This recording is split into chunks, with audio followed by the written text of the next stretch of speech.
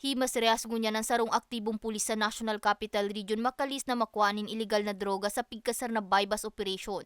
Alas 2 nin maagahon niya na aldaw sa barangay Sibuho, Libmanan, Camarines Sur.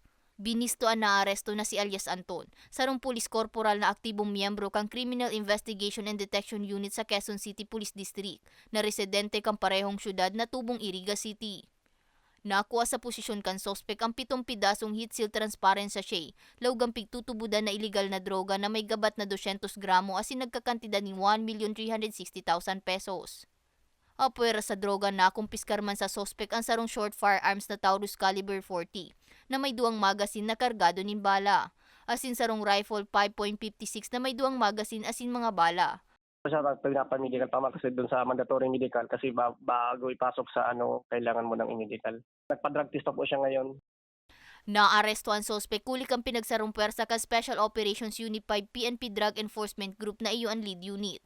Team 5 Luzon Field Unit Integrity Monitoring Enforcement Group, Provincial Intelligence Unit Camarines Sur, asin Regional Drug Enforcement Unit 5 kan Libmanan Municipal Police Station.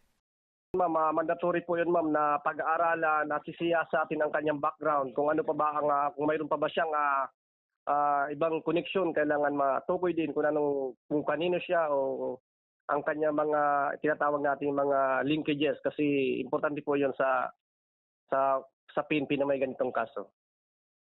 Nahampang ang sospek sa kasong pagbalgar sa Republic Act 9165 o Comprehensive Dangerous Drugs Act of 2002, asin kasong administratibo. Para sa mga baretang tatak Bicol, Mae Arango.